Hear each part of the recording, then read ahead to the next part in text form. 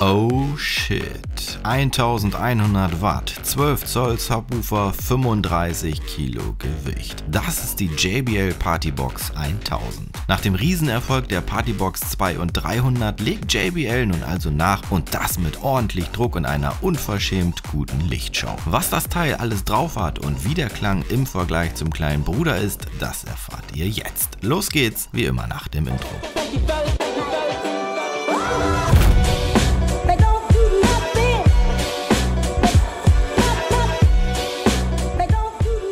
Schön, dass ihr wieder eingeschaltet habt beim M1M Tech Channel. Mein Name ist Marc und heute ist der Kanal im klanglichen Ausnahmezustand. Wenn euch das Video gefällt, freue ich mich über euren Support in Form eines Abos. Jetzt aber erstmal ab zum kurzen Unboxing. Geliefert wird die Partybox 1000 per Spedition und angesichts der riesigen Verpackung habe ich da auch keine weiteren Fragen mehr. Neben dem Lautsprecher liegt noch ein Stromkabel bei, ein DJ-Armband mit Gestensteuerung und natürlich meine beliebten Beipackzettel. Ihr wisst ja, bei Risiken und Nebenwirkungen fragen Sie den M1M Tech Channel. Über manche Sachen freut man sich gerade als Audio-Junkie ja ganz besonders, und in meinem Fall wäre das nun also die Partybox 1000. JBL hat damit die Gier nach mehr Leistung auf ein nächstes Level gehoben und stellt hier ein echtes Kraftpaket vor die Tür. Wer dachte, die Partybox 300 sei schon groß, der wird jetzt Augen machen. Schon fast winzig wirkt das Teil im direkten Vergleich. Eine Verbindung der beiden Partyboxen ist übrigens nicht möglich, dazu bräuchte man dann eine zweite 1000er. Die Maße lassen auf jeden Fall gleich vom Start weg mit 1 Meter Höhe und knapp 40 cm Breite ein Statement dar. Das Gehäuse ist aus Kunststoff gefertigt und hat JBL-typisch eine sehr robuste Bauweise. Nass werden sollte das Teil jedoch nicht, denn eine IP-Zertifizierung ist nicht gegeben. Ebenso findet sich hier auch kein Akku verbaut, man muss also zwingend ein Stromkabel anschließen, sonst ist das Teil nur eine verdammt teure Deko. Wer den Brocken dann doch mal bewegen muss, kann das dank der 2 versenkbaren Rollen recht easy machen, ansonsten sind die 35 Kilo nämlich nicht gerade handlich. Bleiben wir aber noch kurz auf der Rückseite und schauen uns im oberen Bereich die Anschlüsse an. Hier sieht es ähnlich aus wie bei den kleineren Modellen, allerdings findet sich hier noch ein Lüfter, der aber von der Lautstärke nicht weiter auffällt, zumindest wenn dann Musik läuft. Von links nach rechts stehen euch hier Mikrofon und Gitarreneingang zur Verfügung, beide separat pegelbar, Cinch-Ein- und Ausgänge, USB-A-Port und der AUX bzw. Klinkenanschluss. Beim USB-Port könnt ihr auch direkt einen Stick dranhängen und von dort dann zum Beispiel eure fertigen Partymixe abspielen. Per Bluetooth könnt ihr natürlich auch abspielen, aber ich denke, das versteht sich von selbst.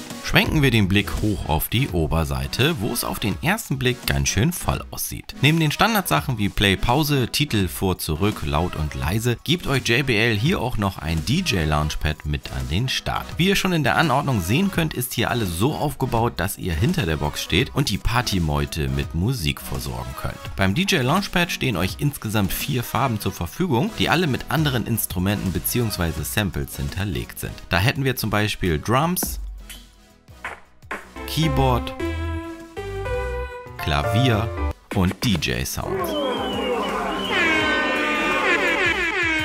Es können auch eigene Samples in die Box geladen werden, das Ganze easy über den USB-Port. Damit könnt ihr auch dann euren ganz eigenen Beat entwerfen und aufnehmen. Bis zu 8 Aufnahmen könnt ihr dabei speichern und bei Bedarf dann abrufen. Naja, und was wäre eine Party ohne Lichtshow? JBL hat hier wirklich Vollgas gegeben und eine unverschämt gute Beleuchtung verbaut. Neben diversen Lichtmodis gibt es auch wieder die Strobo-Blitzer, aber schauen wir mal eben kurz, was hier alles an Effekten möglich ist.